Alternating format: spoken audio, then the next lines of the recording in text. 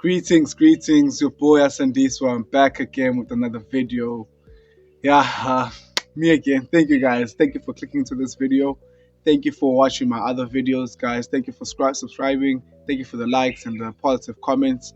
I appreciate it, guys. Let's keep the train moving.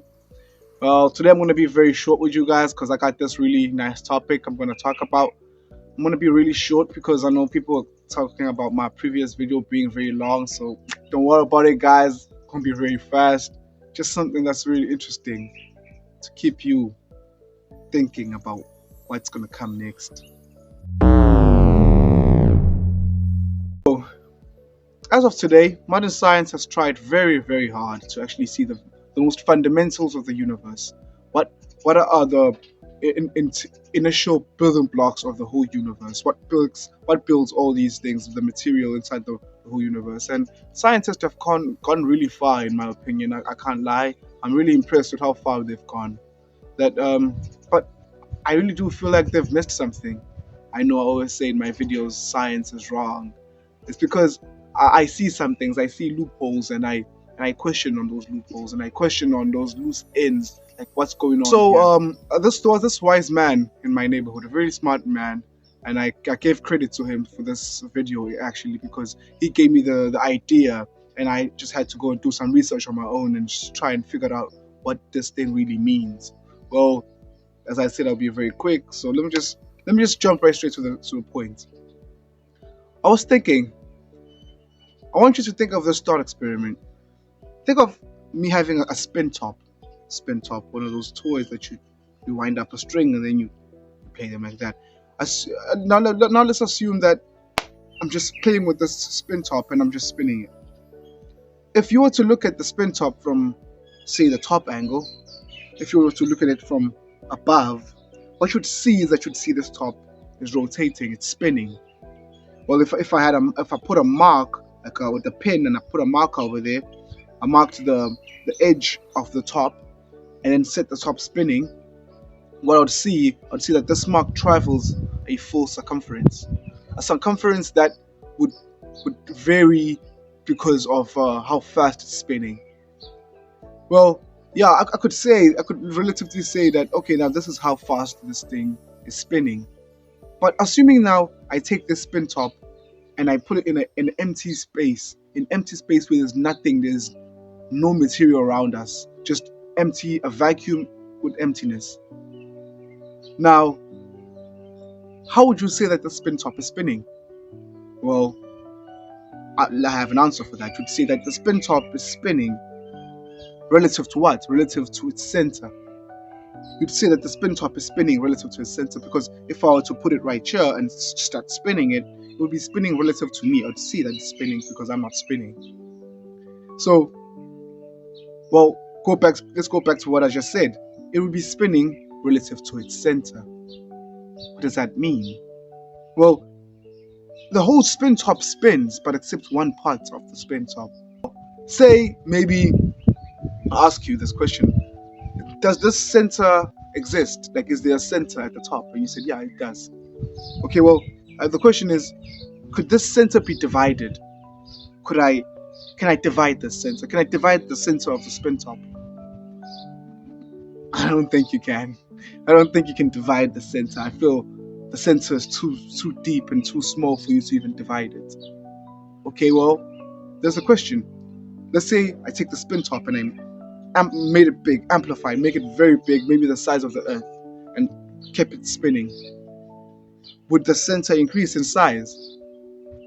Not actually. The center would not increase in size. The center would remain the same. Okay, well, let's assume that I take this spin top and I shrink it to about the size of a molecule. Then would the center increase or decrease in size? Well, the center will still remain the same. The center is the same regardless of how big or how small this spin top is. Well, what if I were to ask you then, what's the velocity of the whole top? Well, the velocity, like I said, judging from how I marked the top, the velocity could be tracked by how much circumference it travels. Okay, well, I just want you to think about this. The closer I get to the center, of the top, of the spin top, then it's the slower it becomes. The spin top, the spin. The further away from the center, you spin really fast, but the closer you get, you begin to spin really slow. So slower and slower and slower and slower until you reach the center where there's absolutely zero velocity. The center is not moving. Here's another second thought experiment. Think of having a string and tying a toy at the end of the string, and assuming that I'm now spinning this string like this, and the toy is moving a certain circumference, and assuming that now there's an ant that's climbing up this sort of like this string. Now, as the ant goes from this part of my hand and going upwards to the toy, the ant would feel like it's getting faster. The whole trip is moving really faster. The spin is getting faster. This is a real thing. This is a real experiment. It's a real thing. You can't just only think of it, but you can also do it. Now, if the ant feels faster the further away it gets from my hand, then doesn't it seem logical to say that the closer it gets, it feels slower? Well, my hand can't be absolute zero because I'm spinning like this, but the same analogy can be taken into context of the spin top. The spinning top, at the center, the velocity is absolute zero. That is very interesting, because if you plug absolute zero in all of physics equations, you then find out that the energy of this center is zero. Well, if the energy is zero, then what does that mean about the temperature? Well, the temperature of a system is described as the random movement of molecules in that system. Well, if you think about it, if you have the center having zero velocity, zero energy, then you have zero temperature. That is very interesting. Right now, scientists have a scale measure of temperatures. You have degrees, you have Fahrenheit, and you have Kelvin. These are measures of degrees of temperature. And so there is a certain temperature called absolute zero, of which is 0 Kelvin. And this 0 Kelvin can be translated to negative 273.7 degrees Celsius. It's really, really, really cool. It's like basically where there's absolutely no energy, a point where it's just frozen in time, frozen in space and time.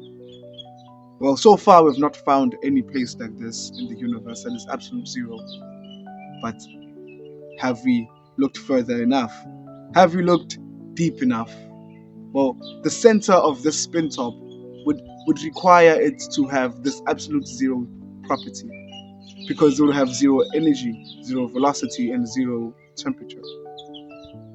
So, what does that mean? But I think it challenges our very understanding of physics and our very cognitive understanding of the whole world.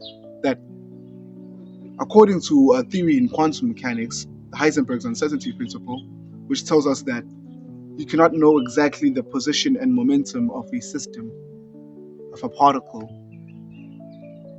at the same time. So if you know one, then you can't know the other. If you know the velocity, then you can't know its position. If you know its position, then you can't know its velocity. Well, if you're at absolute zero, you know the temperature or the energy zero, and you can also know the position, where it is, the location.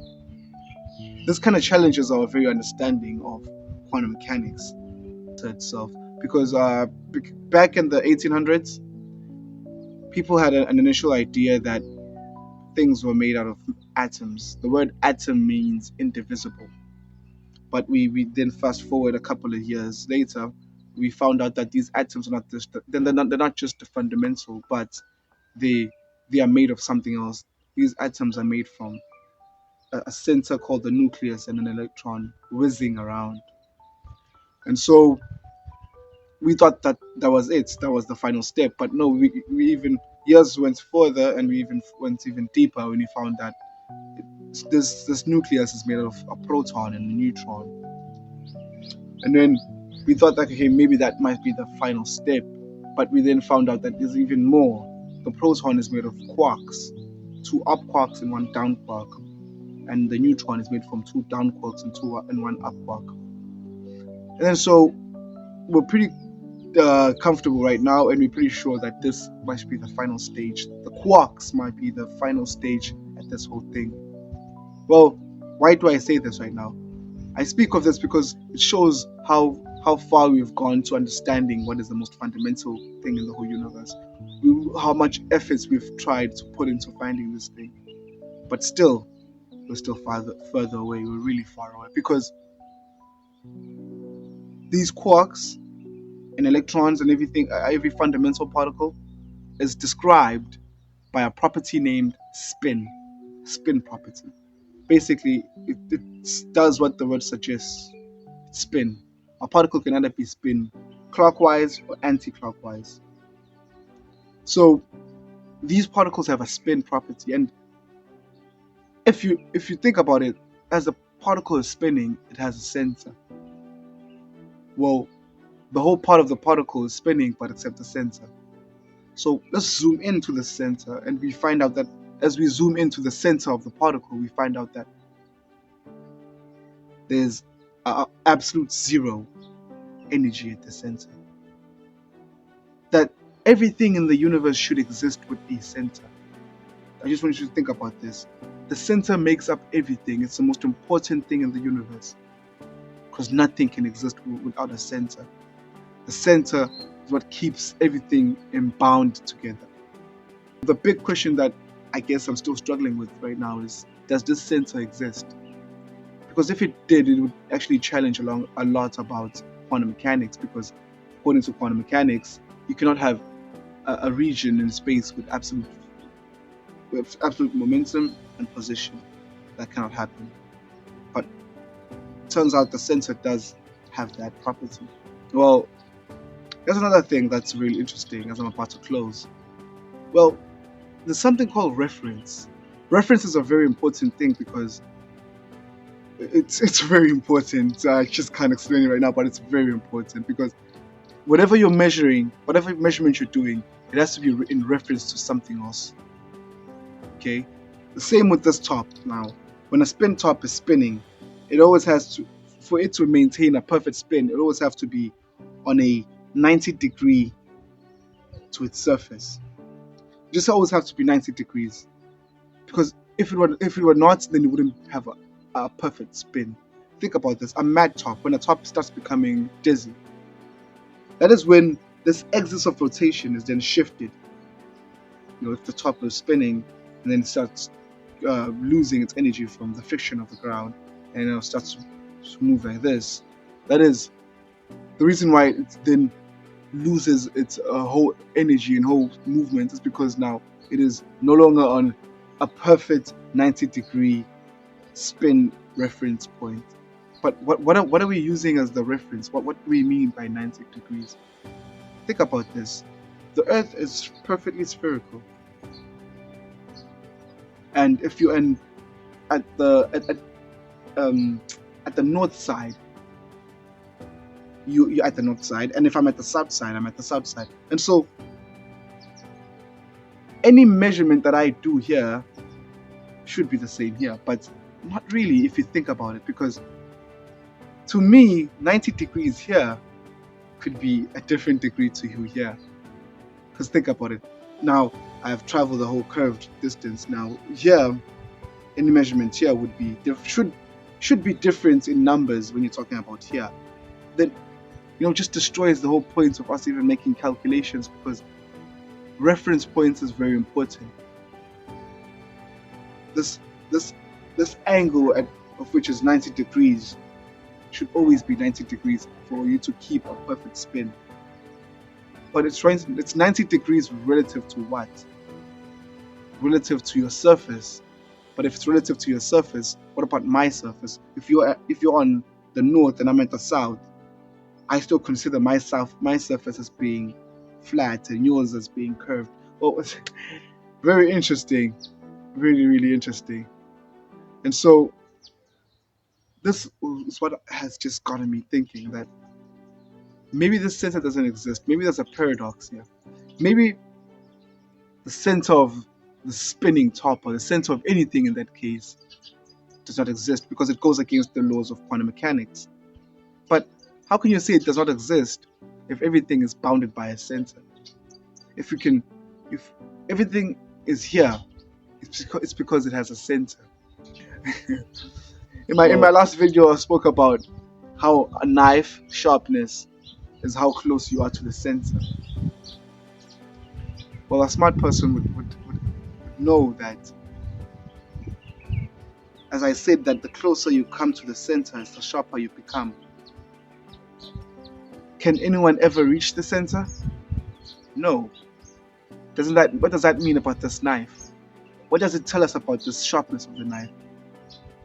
I'll leave that to you to think about it.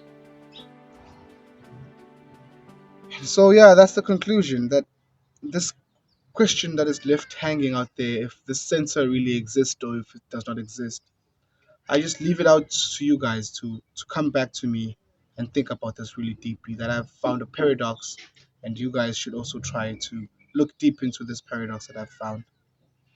And so please, guys, don't forget to like, share, and subscribe. Leave a comment if you're feeling generous. Yeah, and so I should have something that I should end these videos with, something that's going to be very genuine.